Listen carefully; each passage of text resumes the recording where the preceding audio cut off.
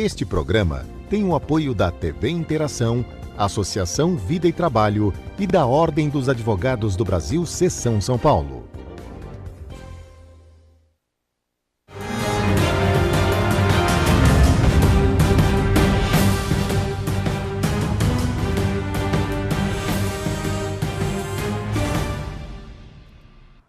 Alô, amigos, bem-vindos ao Gente que Fala. Estamos na TV aberta, canal 9 da NET, canais 8 e 186 da Vivo. Estamos na Rádio Trianon, AM 740 São Paulo, Rádio Universal, AM 810 Santos. Transmitindo do estúdio da TV aberta através da nossa fanpage facebook.com/programa Gente que Fala. Estamos na TV Guarulhos, canal 3 da NET, 11h30 da noite, da NET em Guarulhos. Nosso blog, gentequefala.com.br, nossos telefones 38766146, 50525555. Participando desta edição de Gente que Fala, o angiologista, cirurgião vascular, Dr. Dácio Prota. Prazer tê-lo aqui, Dr. Dácio. Prazer é meu. Bom dia, boa tarde a todos. Boa noite também, né? Boa madrugada. Boa madrugada, exatamente. E estamos aqui à disposição para esclarecer as dúvidas que precisar. Eu já fiz essa pergunta, vou repetir. O que é a circulação clínica de condicionamento físico? Pode parecer óbvio, mas eu... É uma clínica médica voltada, além do tratamento médico vascular, mas nós fazemos também condicionamento físico para pacientes que têm algum tipo de patologia, diabetes ou pós-operatório de cirurgia cardíaca e para as pessoas em geral. Então é uma clínica um pouquinho diferente. A gente se preocupa com o tratamento, mas muito com a prevenção de doenças também. Também conosco, dermatologista, a doutora Flávia Cardoso, Flávia Macluf. Prazer tê-la aqui, doutora Flávia. Prazer também, todo meu. Obrigada pelo convite e boa tarde, boa noite também a todos. Da mesma forma, o que é a Angio Skincare? Então, nossa clínica é uma clínica voltada para pele, por causa da parte dermatológica, e o Angio também por toda a parte da angiologia e cirurgia vascular, que aí temos lá o marido. Também conosco a terapeuta Cristina Long. Prazer tê-la aqui, Cristina. Grata pelo convite. Boa tarde, boa noite a todos. Mas eu te anuncio como terapeuta, mas tem programadora neurolinguística e escritora. Isso mesmo, eu atuo na clínica, né, como terapeuta, mas sou escritora também. Tem alguns livros aí pelo caminho. Você trouxe um livro aqui. Trouxe esse livro para falar sobre a lei da atração para crianças hoje, que é um tema muito interessante para os pais. Daqui a pouco a gente mostra Tá direitinho bem. O livro, anunciando o médico veterinário, Dr. Marcelo Schiavo Nardi. Dr. Marcelo, prazer tê-lo aqui. Prazer é meu. Boa tarde, boa noite. Bom dia. Boa tarde. Brincadeira. Já aqui. Pegou, já. Ótimo. Dr. Marcelo Schiavo. Olha, eu confesso que não sabia que havia uma comissão de animais selvagens. Dentro do Conselho Regional de Medicina Veterinária tem comissões de diferentes temas dentro da medicina veterinária, né? E porque eu sempre atuei nessa área de animais selvagens, né? Então eu estou presidindo atualmente a comissão.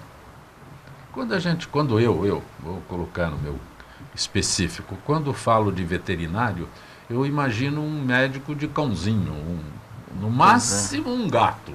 Pois é, veterinário... No máximo um gatinho, veterinário, né, um cãozinho, um gatinho no máximo. Você pode pensar em gatinho, um leão, uma onça... Pode... Mas no caso de animais selvagens... Achei interessante. A veterinária é bem ampla, né? Ela pode ter, desde a parte de alimentos, por exemplo, um mercado tem veterinário.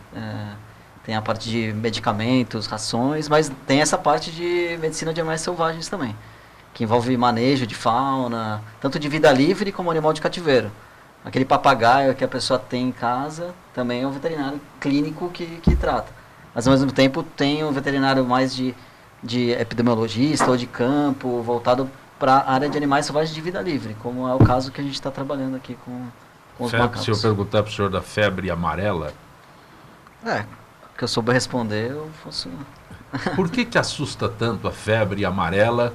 Parece, né, assusta tanto. Aí já tem aqueles que dizem que o macaco não é culpado, que o culpado é só o mosquito, que o homem é culpado porque foi onde não deveria estar. Realmente o homem tem a sua culpa porque o vírus é africano. Então, começar com essa daí. Nem na América do Sul ele estaria se não fosse o homem. Mas a transmissão do vírus da febre amarela é feita pelo mosquito. O macaco, pra gente, diretamente, só se você pegar o sangue do macaco e injetar no seu... enquanto ele estiver doente, você injetar o sangue dele no seu corpo.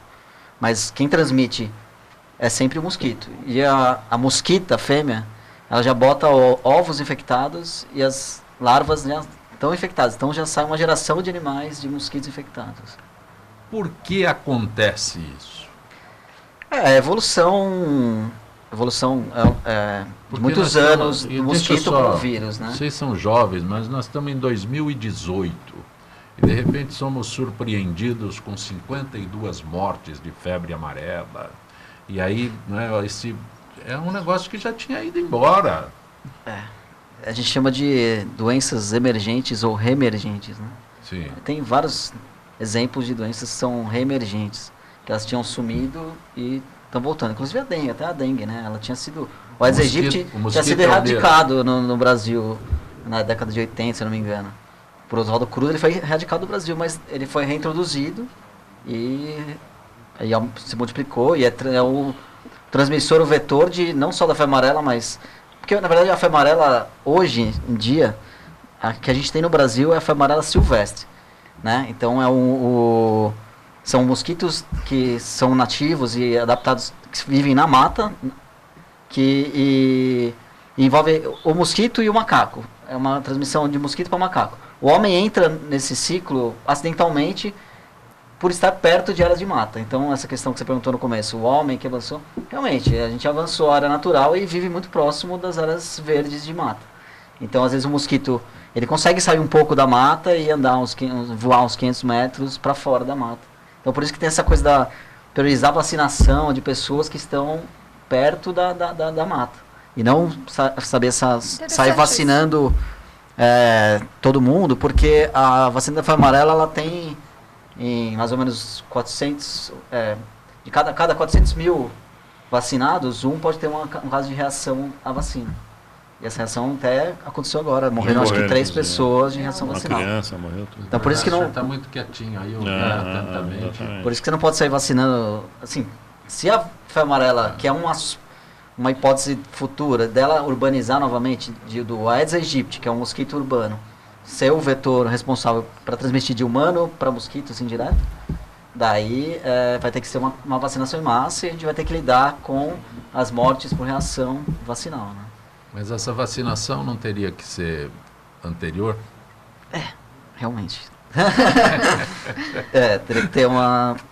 Quando eu conversei aqui e perguntei para o Dr. Dácio o que é a clínica, né?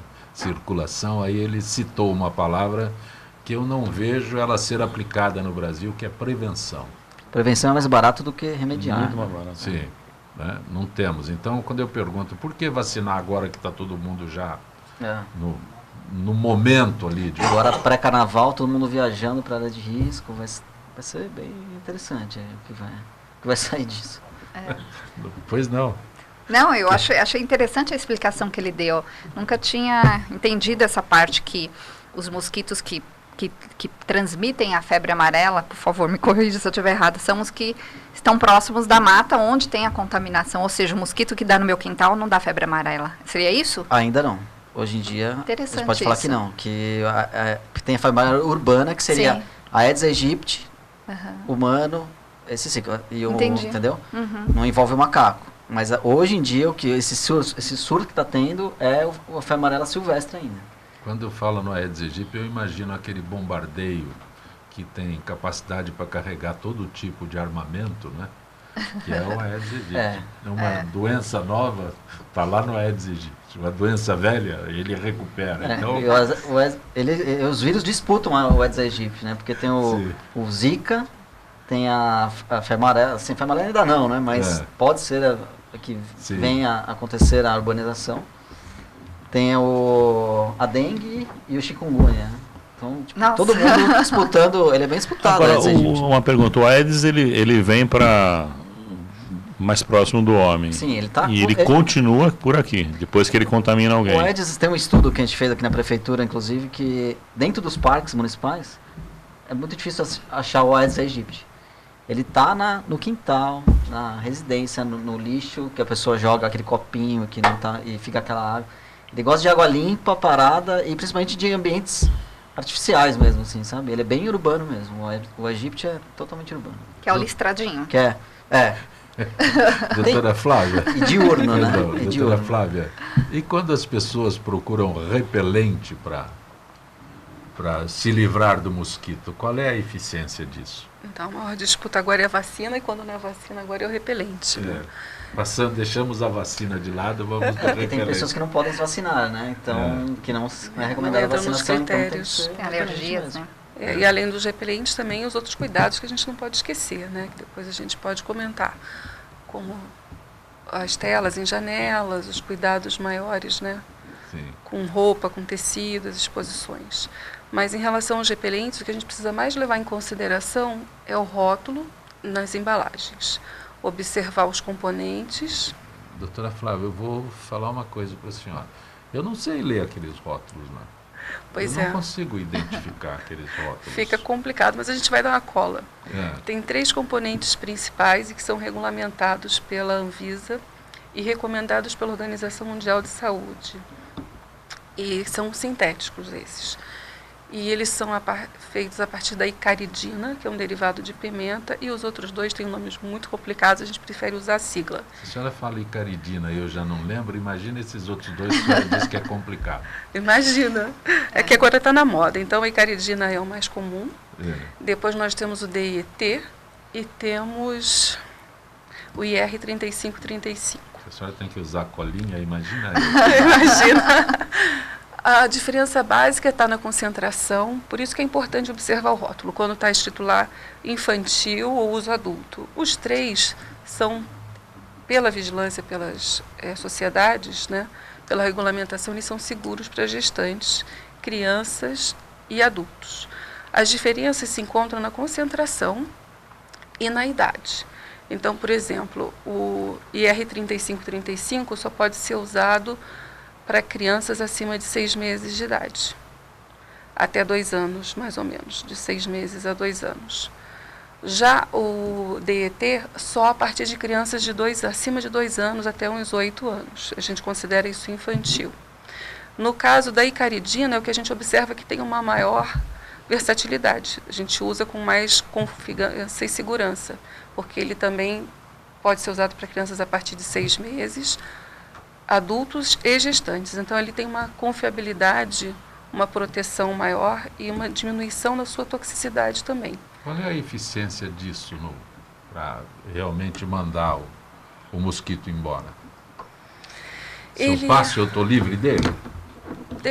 Olha, na teoria, sim. Mas é exatamente a icaridina, por exemplo, saber. que é o que a gente acaba recomendando Porque pouco aí eu mais. vou lá na farmácia, sei lá onde é que é, se é na farmácia, se é no supermercado, vejo lá um repelente, falei, me livrei da febre amarela. Qual é a eficiência disso? Isso que eu gostaria de entender. Não é bem assim. A gente precisa tomar bastante cuidado em relação a isso. A icaridina, que é um nome que as pessoas vão acabar conhecendo mais, ficando mais conhecido, a gente usa com um pouco mais de confiança, de segurança, devido a poder usar acima de 6 meses de idade de adultos e gestantes. Então, já é um ponto positivo. Ele é usado a partir de 20%, 25%, ele tem uma proteção boa e uma duração de aproximadamente 10 horas, podendo ser reaplicado até 3 vezes ao dia. Porém, várias questões interferem com isso. O suor, se você vai para algumas regiões, entra em cachoeira, toma banho, está fazendo alguma prática em atividade física, você está correndo, você está transpirando. Porque a ação do repelente é tentar fazer com que o suor ele engane um pouco o odor do nosso suor para o mosquito, que é o que mais atrai eles, é essa reação do cheiro do nosso odor, do nosso suor. Então, ele, dando essa enganada, distraindo o mosquito, você está mais protegido. Agora, não adianta passar só num pedaço e esquecer outro. Onde você não passar, você vai estar transpirando, não vai estar com medicamento, então o mosquito vai te picar naquela região. Nas redes sociais, tem muita informação neste momento sobre algumas coisas que podem usar. Colocar, vi recentemente isso, aquela citronela em casa, o mosquito não gosta da citronela, no nosso tempo era erva doce, não era isso? Erva cidreira, aquelas coisas, né? Porque não é do tempo dele, né? E tem aquele, o produto das abelhas aí, como é que chama? Própolis. O própolis, que diz que se pingar própolis, o mosquito não vai gostar do própolis e vai embora. Dizem que altera o cheiro, né? Você tem que ingerir, né? A vitamina B, né? Vitamina B também. Então, cientificamente comprovado, não tem nenhum trabalho que comprove, não. E você vai ser mordido tomando o complexo B ou não. E no caso do própolis também. Ele é um antibiótico natural, ele aumenta um pouco a tua imunidade, mas ele não vai prevenir, a princípio, de você ser picado contra o inseto. O repelente ele é mais eficiente, porque você coloca, ele produz esse vapor. Quer dizer que de que dentro para fora não tem nada, tem que ser... É mais complicado de dentro para fora. É mais de fora mesmo. Tem alguma oração que a gente possa fazer? Eu acho que não sobra muita coisa, né? Chegamos na oração ainda, doutor Dácio. E assim, no caso dos repelentes naturais, que é a citronela e a andiroba, também eles ainda não são regulamentados pela Anvisa. E como eles são naturais, eles têm uma reação muito rápida com o organismo. Então, você precisa aplicar várias vezes para você ter alguma segurança. E nem todo mundo é disciplinado de ficar passando 4, 5 vezes um repelente ao dia. A icaridina, geralmente, a gente usa umas 3 vezes, dependendo da condição. Se você transpirou mais, suou, e olhe lá. E olha lá. Agora, imagina você passa andiroba. Agora, casos de crianças, né, menores de 6 meses, você vai viajar, não tem uma infraestrutura com tela, e tem uma área de risco, vale a pena até arriscar, mas assim, usar o bom senso, porque cientificamente, estudos mesmo comprovando a eficiência e eficácia, a gente ainda não tem o suficiente. É o bom e velho repelente ainda. É o bom e velho repelente ainda. Usar esse mais seguro, né, dentro das características e esses parques da cidade que nós temos aqui, o Dr. Dácio é habitué do Parque Ibirapuera. Ele caminha todos os dias no Parque Ibirapuera ali. Tem algum risco para quem usa? Eu ando com o mata-mosca. É que eu já tenho isso aqui, passou aqui, então eu já dou. Esses parques, porque foram interditados parques em São Paulo. Não, então, o Ibirapuera ele é um parque bem central, né? E já teve estudos com os mosquitos do Parque Ibirapuera e não tem o da febre amarela, não tem. Tem milhões de outros, mas não o da febre amarela. Milhões de outros. Não, o mosquito tem. Você pode pegar dengue, mas não pega. Você pode escolher. Sim, isso mesmo. Mas assim, a gente tem que entender também esses que parques que foram interditados em São Paulo, porque... É porque eram áreas de mata, mais mata densa, mesmo, né? E poderiam ter a presença do mosquito. Alguns realmente têm. Então por isso que foi interditado como uma forma de prevenção até as pessoas se vacinarem, se conscientizarem. Né? Mas, infelizmente, o Parque do Horto Florestal na Zona Norte foi reaberto, de certa forma, um pouco, na minha opinião, um pouco precipitado, porque estava no meio do surto, né? Sim. Tinha acabado de morrer os últimos macacos lá do Horto, então as mosquitas estão lá, cheias de vírus, né? E abriram o parque, não sei, eu acho que foi um pouco precipitado. Mas, minha opinião pessoal. No Ibirapuera não tem macaco, não tem? Ibirapuera não. Na verdade, agora tá aparecendo uns saguizinhos, assim. Os pequenininhos eu já vi. Mas o sagui, ele é um animal que... Esses saguis que a gente vê aqui na cidade, eles são oriundos do tráfico de animais, né? Então as pessoas pegam do norte, nordeste, trazem pra cá. E isso há muitos anos Sempre isso, né? foi assim, né? E eles acabaram se adaptando ao meio urbano. Então eles andam no fio, eles andam por aí. Mas mesmo ele sendo uma espécie, na verdade não é a nativa, ela é do município, ela é exótica para o município de São Paulo. Ela é nativa lá do Rio Grande do Norte, Ceará. Então. Eles também não transmitem a febre amarela para a gente, entendeu?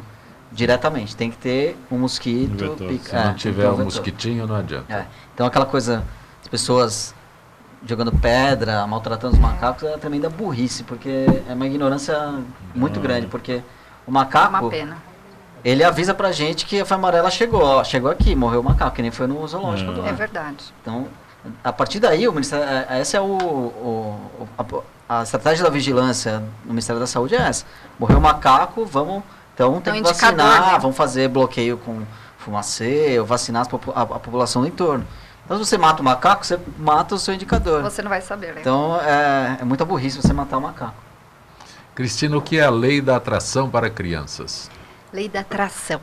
A lei da atração é esse aqui. Presta o livro aqui que eu vou pedir para Então, lei da atração é um jeito de pensar e sentir a respeito das coisas que acontecem com a gente. Então, esse livro, ele conta a história de é um conto, onde eu ensino as crianças a pensarem positivamente a respeito delas mesmas, a terem estima, a lidarem com o que existe à volta delas de uma forma bem equilibrada. Então, conta a história de uma menininha que faz aniversário e que ela, aos 7 anos, começa a entender como funciona esse segredo de como pensar e como sentir e como se observar. Então, é um livro muito interessante. E a lei da atração consiste nisso, em a gente atrair. Para dizer que é um livro muito interessante. O assunto lei da atração é muito interessante. Eu não sou a primeira a falar do assunto. É verdade. E é um assunto muito importante para os pais. Não se preocupe com isso. Fica tranquilo.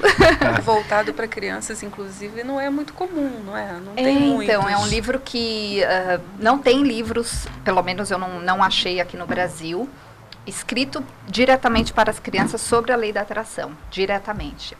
E eu escrevi justamente com essa ideia de ensinar os pais e trazerem para os seus filhos essas sensações de bem-estar. Então, quando a criança ela aprende a pensar positivo a respeito dela mesma, ela consegue estar no ambiente que ela precisa estar, por exemplo, na escola, com os pais, na família, na comunidade, se sentindo bem. Então, o objetivo é justamente criar essa estima nas crianças. Mas que elas convivam bem, harmoniosamente com o que estiver. A criança, de modo geral, é muito egoísta, né? Muito autocentrada, né? Depende da idade, né? Mas isso ajuda também? Olha, ajuda em vários sentidos. É um livro realmente que ajuda a entender como você pode se sentir bem a respeito de si mesmo, e isso automaticamente vai refletir, porque a lei da atração, ela consiste em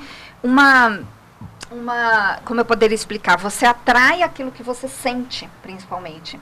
Então, quando você começa a pensar positivo a respeito de quem você é, e você se sente melhor, você acaba atraindo essas situações onde você fica de boa com as coisas que acontecem ao seu redor. Mas a lei da atração para crianças, o livro de tua autoria, é para as crianças ou é para os pais? Ele foi feito para crianças, mas ele serve também para adultos. A história é para crianças. Sim, é uma leitura fácil para crianças, exatamente. É isso? A própria criança pode ler, ou um adulto pode ler. Não é para criança muito pequenininha, é para criança a partir de 5, 6 anos, por volta dessa faixa. Na idade escolar, no princípio da idade escolar, seria isso? Isso.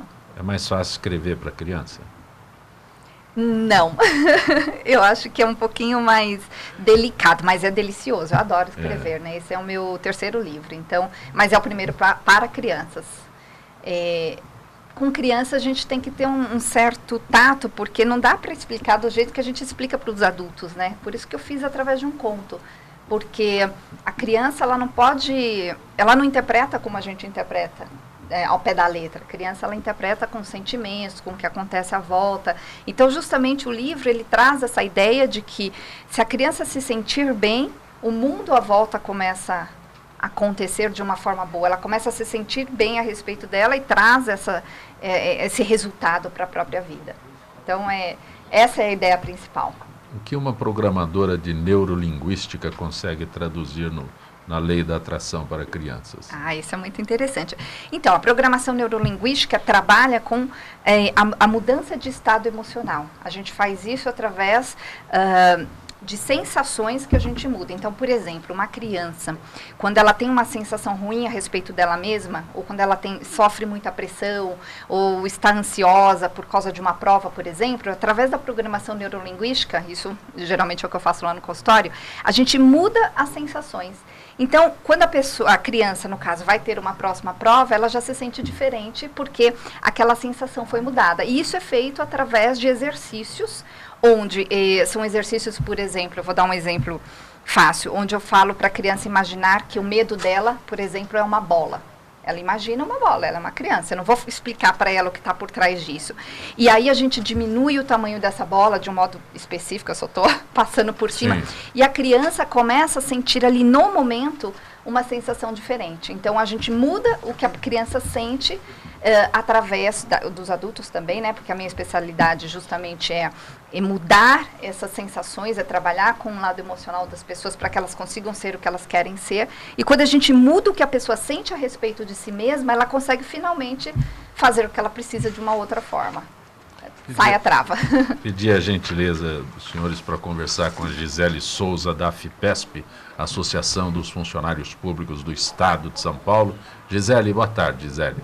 Boa tarde, Zancopé. Gisele, Congresso volta aos trabalhos na expectativa de votar a reforma da Previdência. Quando retorna o ano legislativo e quais os principais focos para 2018?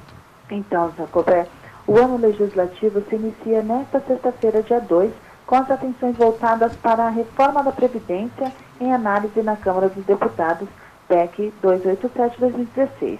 Esse deverá ser o tema central a partir da segunda-feira, dia 5, quando será realizada a sessão solene de abertura dos trabalhos legislativos. Você já resumiu tudo. O ano legislativo começa sexta-feira, mas a abertura será no dia 5. Já. Mas, Gisele, o texto que será votado da reforma da Previdência será o mesmo apresentado no ano passado? Não. O relator da proposta, o deputado Arturo Oliveira Maia, do PPS Bahia, deverá apresentar um novo texto sem alterar as regras do benefício de prestação continuada, voltado a idosos e a pessoas com deficiência de baixa renda, e sem modificar substancialmente a regra do tempo de contribuição para aposentadorias pelo regime geral da Previdência. E para setores municipais e estaduais? Estados e municípios, por outro lado, serão obrigados a unificar os regimes de servidores públicos e trabalhadores da iniciativa privada, a exemplo do que já acontece no governo federal desde 2013. Esses pontos foram anunciados por Maia no final do ano passado, quando ele fez um discurso em defesa da reforma. Governo e oposição passaram um recesso mobilizados sobre o assunto, Zancopé. Mas, Gisele, que outros temas deverão ser discutidos no primeiro semestre? Outro tema que deve mobilizar os debates do primeiro semestre é a privatização da Eletrobras, objeto de uma medida provisória suspensa pela Justiça e convertida pelo governo no projeto de lei 9.463 de 2018.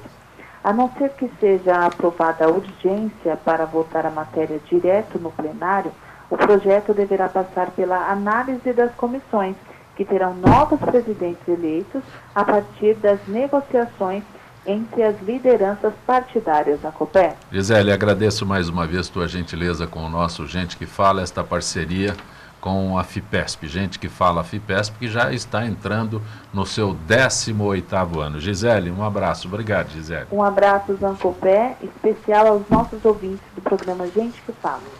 Participando desta edição de Gente que Fala, o veterinário Marcelo Schiavo Nardi, a terapeuta Cristina Long, a dermatologista Flávia Cardoso Macluf e também o Dr. Dácio Prota, que é angiologista. Por que o senhor não bebe leite antes que eu entre na pauta específica? Faz tempo que eu... Faz tempo que você não repete essa pergunta. Sim.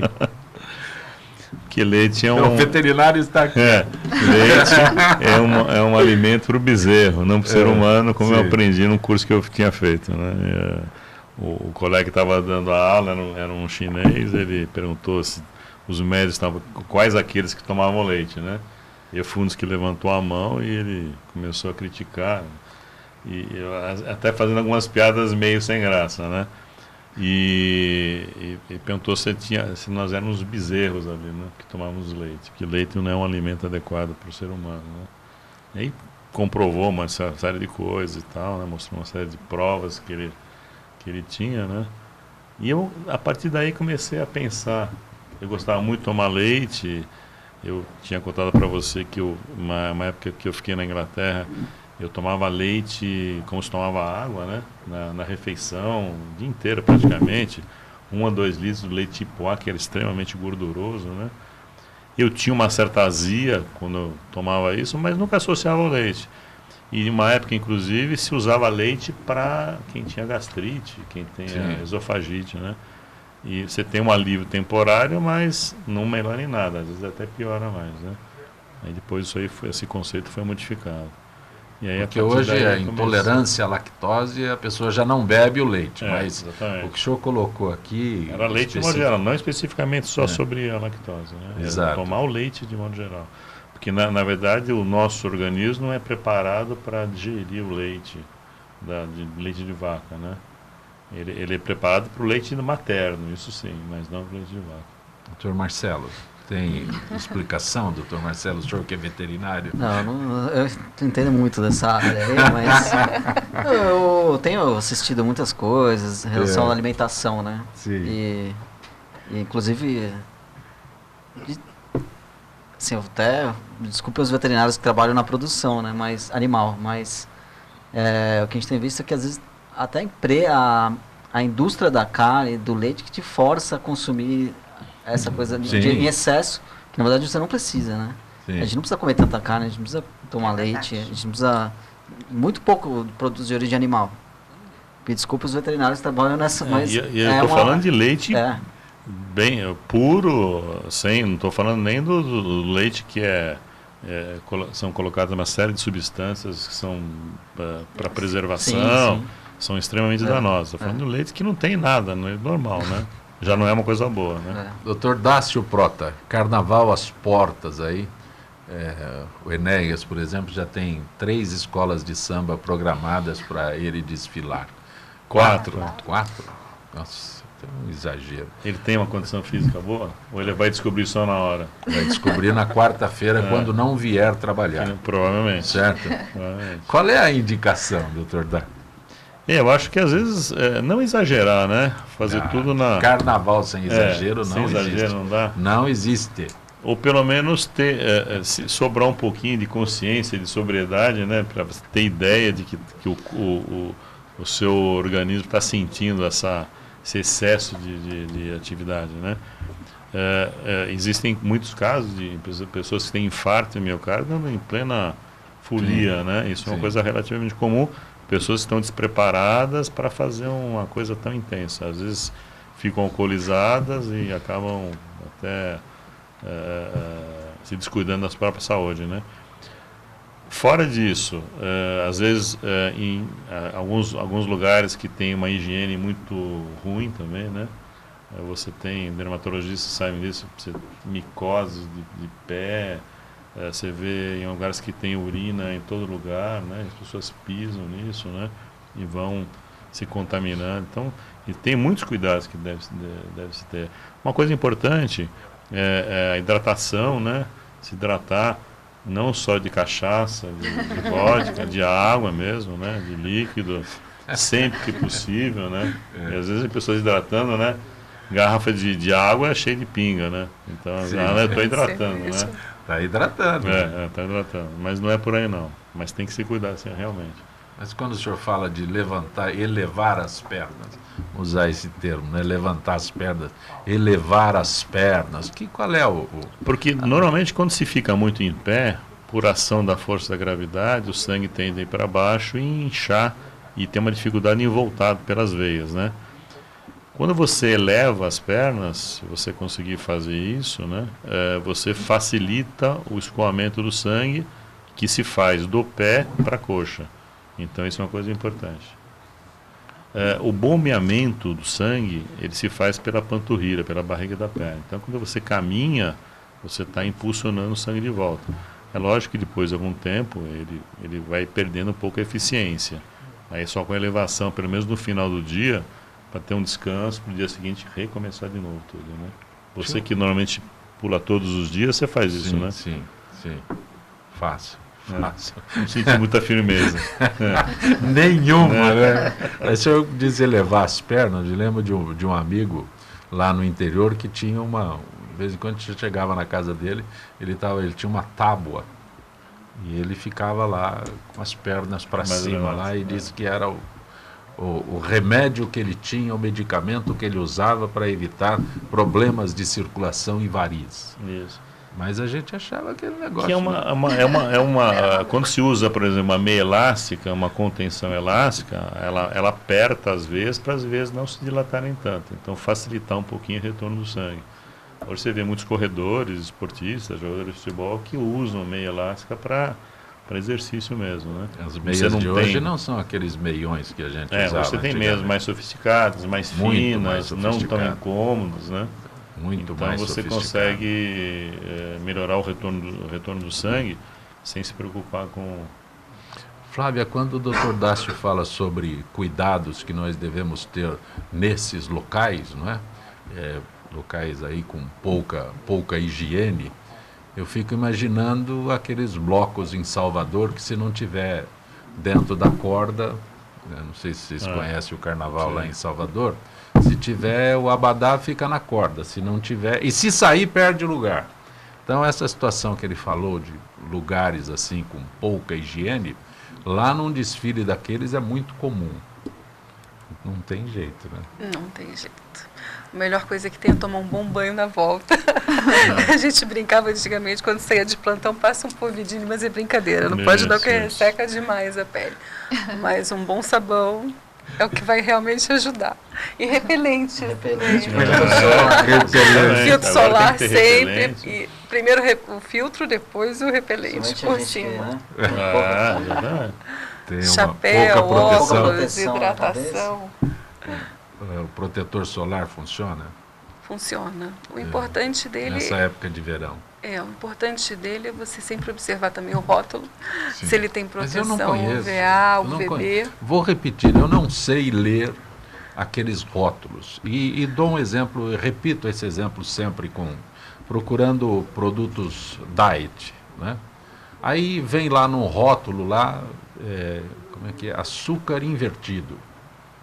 Açúcar invertido. Né? Esse eu não via. É com cítricos, né? É um açúcar com um acréscimo de cítricos, alguma coisa assim. Aí a pessoa estava pegando, e eu sou leigo, né? Porque ela aqui diz que não tem açúcar, tem só açúcar invertido. Tá bom, então tá tudo tranquilo. bem. Não, mas é o que eu estou falando de não conhecer rótulo, né? A Flávia fala sobre rótulo. Eu não sei, se eu vou lá, protetor solar, por conta disso, quantas vezes você imagina que eu tenho usado um protetor solar na praia? Muito já pouco. Respondeu. É importante, em alguns produtos, você tem o selo da vigilância, né? Você tem reconhecido o registro, isso já é importante, porque já são testados. A grande maioria já tem uma proteção UVA e UVB. E o mais importante de tudo, sem você saber o rótulo, é você reaplicar o produto. Então, a cada 2 horas é muito importante. A quantidade, né? É a quantidade correta, o fator de proteção na praia, pelo menos uns 50 para cima. E no dia a dia, se você não vai se expor... De 15 a 50 não é a mesma coisa? A porcentagem aumenta um pouco. O que muda é o preço. Também. Bastante. O preço e a quantidade, a cobertura, né? Você tem uma proteção maior, às vezes com uma camada um pouco menor, tem uma proteção mais física do que só a química. Então existe um efeito mais bloqueador solar também, mais resistente à água. Então isso tudo é importante levar em consideração. E reaplicar, porque você transpira, sua, entra na água, sai da água. Não se expor o tempo inteiro, usar uma viseira, um chapéu, quem tem tendência às vezes propensão à mancha. O fototipo também, se é mais branco ou mais moreno. Eu perguntei tem que sobre tomar cuidado. O protetor, mas a gente conversou um instante sobre repelente. Eles são, como é que é? Eles não convivem? O importante é conviver sim, ainda mais em regiões que a gente pensa assim, vai uma região de Ubatuba, que você tem mais contato com mata, são áreas mais propensas a mosquitos, na Ilhabela, enfim. Ilhabela. Você precisa passar o filtro, a melhor situação é você passar o filtro e depois por cima o repelente. E reaplicar. Entrou na água, o repelente, o filtro você ainda pode esperar mais um pouco, mas o repelente você tem que aplicar de novo. Porque ele foi embora. Maria Socorro da Vila Guilherme está mandando um abraço, que ouve você no rádio. Onde você fala no rádio? Eu tenho um programa de rádio, na Rádio Mundial. Que maravilha. E mando um beijo para você. O Dr. Marcelo André, da Pompeia, há um texto circulando nas redes sociais afirmando que lama da represa de Mariana matou sapos e elevou o número de mosquitos. O que tem de verdadeiro nisso? Bom, o mosquito que transmite febre amarela, eles reproduzem em ocos de árvore, né? Sim. Então lá não temos peixes. Dentro do oco da árvore não tem peixe. Mas uma coisa curiosa é assim, que a febre amarela, ela, que nem a gente falou no começo, ela foi introduzida no Brasil, mas ela a cada 8 anos mais ou menos tinha um surto de febre amarela que descia da Amazônia e vinha descendo para o Brasil até a região sul. Mas sempre para o lado oeste do Brasil. Coincidentemente, neste surto que está acontecendo agora, que foi após o desastre de Mariana e da Samarco, esse surto foi puxado para o leste, que entrou em Vitória, por exemplo. Não tinha febre amarela em Vitória, tanto que não era área de recomendação de vacina, pelo Ministério da Saúde, preconizado. Então todo esse lado leste do Brasil não corria febre amarela. Ela descia da Amazônia pelo centro-oeste, descia até o sul. Aqui no estado de São Paulo, a questão de 10 anos, um pouco mais, um pouco menos, houve um surto de febre amarela no interior do estado. Se não me engano, a região ali do centro-oeste. São José do Rio Preto. Para baixo ainda. Não é? Ela não tinha avançado para esse lado leste, que inclui Rio de Janeiro, São Paulo, Vitória, né? Isso não aconteceu. E aconteceu este ano, não esse ano, que esse surto já está durando um pouco mais também do que o ciclo tá o esperado. Pouco maior. Geralmente é de um ano, esse surto está acontecendo há mais tempo. E ele ocorreu muito forte na região leste, que onde teve o acidente dessa marca, né? Então, no Espírito Santo em Minas foi um desastre de mortalidade de gente, de macacos, assim, né? No Espírito Santo tem um pesquisador do Espírito Santo que está detectando que o impacto na população de bugios, que é o macaco mais suscetível, foi gritante, foi muito grande, de reduzir a população a quase a extinção. Nossa. Dr. Dácio Sarita de São Bernardo, CrossFit é uma atividade saudável? Pode ser e pode não ser. O que é CrossFit? CrossFit são treinamentos que usam equipamentos não muito tradicionais de uma academia, mas a ideia é você... Aqueles que têm rapel lá dentro, interno. Você pode usar um pneu de caminhão para empurrar. Sim. São equipamentos que foram na verdade, o CrossFit ele foi lançado para ser uma academia mais simples, mais em conta. Mais em conta, não mais simples. Mais em conta. Então, foi lançado nos Estados Unidos nas periferias das grandes cidades, para pessoas que não tinham poder aquisitivo para fazer uma academia normal. Baratear o equipamento. Isso. Agora, em outros países, não. Ele já chegou com uma academia mais sofisticada, né? Agora, e se trabalha muito com desafio pessoal. Então, você é desafiado a melhorar os seus índices, vamos supor que você faça 200 flexões abdominais, como você deve fazer todos os dias. 205. E aí cada dia você tem que melhorar a sua performance. É na Escócia que tem aqueles negócios de carregar tora, lançar pneu, super-homens, de super-homem. A origem é mais ou menos isso. As coisas é mais ou menos isso. Muitos daqueles equipamentos se usam, inclusive, né? Pneus, martelos gigantes para você bater e tal, né? O problema do CrossFit é que você tem que ter uma infraestrutura de assistência à pessoa muito maior do que numa academia. Você pode economizar nos equipamentos, mas você vai gastar muito mais no número de funcionários. Essa é a ideia inicial, mas não é o que está ocorrendo. Aí você já começa a ver que o custo fica muito alto, principalmente no Brasil, né, com mão de obra. E aí você diminui o número de pessoas que estão observando todos a fazerem esses exercícios devido a esse fator custo, né? E aí você pode acontecer de acidentes, lesões graves, inclusive, num treinamento muito intenso. Existem algumas lesões que são descritas hoje renais, inclusive, pelo esforço físico acentuado, você pode ter esmagamento ou rompimento de hemácias que pode provocar lesões em alguns órgãos. Isso para treinamentos muito intensos, evidentemente, né? Então, assim, eu acho que ela tem o seu mercado, tem o resultado, mas tem que ser feito sob supervisão muito bem feita, né? Dr. Marcelo Sandra, através do Facebook, é possível proteger macacos do vírus da febre amarela? Eles em vida livre é muito difícil, porque não existe uma vacina para eles. Já foi testado em extraoficial, assim, de vacinar, não por mim, mas por outras pessoas, de vacinar com a vacina que a gente tem em épocas... acabou matando o macaco, assim, né? A vacina acabou... Então, precisava desenvolver uma vacina para eles, o que não foi... Falta de planejamento, não foi pensado ao longo desses anos para isso. Os macacos de cativeiro, a gente está fazendo tela lá no nosso centro onde eu trabalho, a gente recebe muito animal, né? É Animal silvestre, muito macaco. Então os recintos agora são todos telados para os mosquitos não chegarem a acessar e picar o macaco. Mas para animais de vida livre, assim, na árvore, é muito difícil. Mesmo que você tivesse a vacina, como que eu vou pegar o macaco que está lá em cima? Eu não consigo chamar ele, vem cá, a hora da vacina. É a hora da sua vacina. Temos uma campanha de vacinação para os macacos, né? Infelizmente é muito difícil. Doutora Flávia, Daniela da Bela Vista, protetor solar pode ser prejudicial à pele?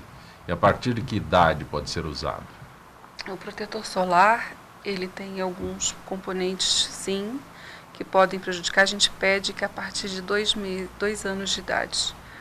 Porque quanto menor a superfície corpórea, maior a penetração, então você pode ter uma toxicidade. E tem alguns metais pesados, algumas substâncias químicas que são absorvidas. Então, quanto menor o corpo, mais absorve, mais você pode causar irritação, algum tipo de alergia. Então, a gente evita em crianças menores de 2 anos de idade um filtro específico ou outro a partir de 6 meses. Mas aí vai depender, é melhor consultar um médico para explicar melhor, para quem não sabe ler o rótulo. Outro dia veio uma pergunta aqui sobre cera de carnaúba. Como protetor doméstico é possível? O problema dessas Protetor substâncias doméstico. todas, outro dia eu ouvi alguém comentar, doutor, eu uso óleo de amêndoa e não bronzeio e não queimo. Mas a maioria desses componentes e fitoterápicos, estimuladores do bronzeamento, são complicados, porque a gente tem uma reação chamada fitofotodermatite. Você reage à substância com a luz solar na pele. Provocam alergias, queimaduras, é muito perigoso sair usando indiscriminadamente. Esses produtos não têm comprovação científica, então tem que tomar muito cuidado, porque depois, para a gente cuidar, tratar essa pele queimada e clarear é muito complicado. De queimadura, né? Sim, folha Figo, da bananeira. urucum, já via? Porrada. Banho. Urucum já é... Coisa para índio, né? A gente pinta, fica todo mundo vermelho. Para índio não faz mal, para a gente também não. Vamos branquinhos todos lá se pintar. Cristina Mariana de Osasco, quais os reais problemas que o uso excessivo de tablets e smartphones tem causado às crianças? Pois é, né? O que acontece? A criança, quando ela fica viciada, né, no tablet, nos smartphones, ela perde a interação com os outros. Então, as crianças, principalmente as crianças pequenas, elas deveriam ser privadas disso, elas deveriam fazer o quanto mais contato com as pessoas, brincarem, porque a partir do momento que a criança está ali no tablet, ela está no automático, ela não está participando de algo, ela só está assistindo algo. É diferente quando a criança, por exemplo, usa um brinquedo e ela está usando a imaginação, ela está usando a coordenação, ela está olhando nos olhos das pessoas, né? Hoje em dia, as crianças, infelizmente, muito pequenas, já estão sendo colocadas, né? Já ganham. Eu vi outro dia uma criança no shopping e a mãe estava empurrando ela no carrinho, ela devia ter no máximo 2 anos já com tablet. Aí eu fiquei pensando, olha só, é uma criança que poderia estar observando coisas interessantes, né? Poderia fazer contato no olhar com as coisas, mas é uma criança que está totalmente ali no automatismo, então não é, né, o ideal. Uma coisa que eu tenho observado, tenho uma neta também de 2 anos, meu neto de 5 anos, as crianças estão começando a aprender, eles digitam antes de saber escrever. Eles usam o Eu já dedinho questionei deles, algumas né? profissionais, como é que vai ser a evolução disso? Será que a escrita é uma coisa tão importante? Porque eles já sabem usar o... Falar coordenação motora. motora. Né? Eles não sabem escrever, eles não usam Eles a caneta, mas digitam, já sabem a senha, inclusive, dos equipamentos. Né? Eles sabem mexer mais do que a gente, inclusive. Existe uma universidade americana, me não recordo o nome, que ela permite que crianças pequenas, antes de escrever, usem teclado. Então eles sabem teclar, eles identificam as letras e não sabem escrever. Qual vai ser o futuro disso? Teve gente que me falou que eles vão perder a sintonia fina, né? Eles não vão ter muita coordenação para escrever. E eu disse assim, mas e qual a importância da escrita no futuro se a gente quase não escreve mais nada? Mas é super importante, aí que está. Né? A gente só digita praticamente hoje em dia. Nós não deveríamos pular nenhuma fase. Esse é o ponto, né? Então, a criança, quando ela é pequena, ela precisa mexer nas coisas, ela precisa sentir as coisas, ela precisa brincar. Por exemplo, uma criança que brinca bastante, que é o trabalho principal que deveria ser, né, de uma criança, ela é muito mais saudável emocionalmente falando do que uma criança que está o tempo todo no tablet, por exemplo, e que não aprende a interagir, não aprende a responder, eu digo no sentido de conversar, de interagir mesmo com as pessoas. Então, esse bom senso é muito importante para os pais, né? Então, respondendo a pergunta dela, o ideal é que, se eu tivesse uma criança muito pequena, eu não daria um tablet para uma criança tão pequena, mas uma criança maiorzinha, pouquinho por dia, né? Deixa ali um pouquinho, aí depois fala, olha, acabou a hora, acabou, né, o momento do tablet, do smartphone, e aí leva essa criança a brincar, porque a criança precisa realmente interagir, né, com o ambiente. Isso inclui brincar, isso inclui participar das coisas, aprender a olhar nos olhos. As crianças não fazem isso porque os pais também, a imagem que uma criança tem dos pais, muitas vezes é a imagem onde a pai e a mãe respondem para a criança assim, né, olhando no smartphone, por exemplo. Então, a criança já cria uma imagem ruim. Então, é muito importante que isso seja bastante observado. Cristina, responde para Gabriela Amaral. A filha dela tem dificuldades em fazer amigos. O teu livro, Lei da Atração para Crianças, pode ajudar? Com certeza, Gabriela. Justamente esse livro eu escrevi para ensinar as crianças a interagirem com o ambiente e se sentirem felizes. Então, a criança que tem dificuldade é uma criança que não aprendeu o que ela deveria fazer. E como que uma criança aprende? Ela aprende justamente observando. Né? E onde se encontra a Lei da Atração para Crianças? Ele está à venda nas livrarias do Brasil, já está sendo distribuída na própria editora, a editora Nova Senda. Você tem algum site que seja fácil de localizar? Eu vou dar o meu site, que eu sei decor. O meu site é cristinalong.com.br.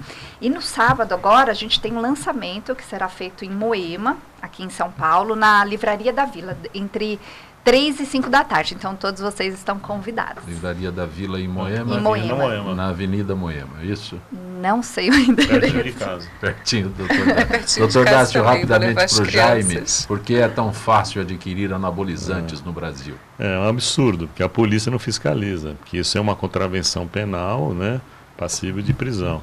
Já não se contorna uma série de outras coisas piores do que isso, né? Isso aí fica sempre esquecido, mas é uma contravenção penal e não pode ser vendido em lugar nenhum sem orientação médica. Falando em orientação, alguma orientação para este carnaval, doutor Dácio? Olha, eu acho que a gente tinha falado higiene, hidratação, saber dosar exatamente a intensidade daquilo da atividade física que vai ser feita, né? E tentar ficar um mínimo de lucidez, né? Tem algum site da circulação? Tem algum... www.circulação.com.br. É Circula Ação. Isso, ok? tudo direto. Doutor Marcelo, tem alguma forma de localizá-lo rapidamente? Alguma orientação neste momento que todo mundo se assusta? A orientação do carnaval é passar repelente, né? Se avistar um macaco, não fazer nada com ele, deixar o animal quieto. Se avistar um macaco morto ou sofrendo, acionar o serviço de saúde do município que a pessoa está, para que uma saúde tome as devidas providências de Tem algum site que eu possa localizá-lo rapidamente? Dr. Marcelo Schiavo Nardi. Olha, eu não tenho um site pessoal, não tenho. Eu tenho o Sim. Facebook e talvez o site do conselho da CRMV, né? Tem algumas coisas, algumas informações sobre a febre amarela. E no máximo é o meu Facebook mesmo. Né? Doutora Flávia Maluf. Macluf. Alguma forma de localizá-la rapidamente com orientações nessa época de carnaval? Tem o Facebook, doutora Flávia Macluf, ou Clínica Anjo Skincare. Também no Instagram, doutora Flávia Macluf. E no www.anjoskincare.com.br. Agradeço a doutora Flávia Macluf, que participou desta edição de Gente que Fala, juntamente com a Cristina Long, que é terapeuta, com o Dr. Dácio Prota, que é angiologista, cirurgião vascular, Dr. Marcelo Schiavo Nardi, que é veterinário, nesta edição de Gente que Fala. Estaremos de volta amanhã, sempre com direção do jornalista Fausto Camunha. Gratos, até lá. Muito obrigada. Passou, nervosismo. Passou.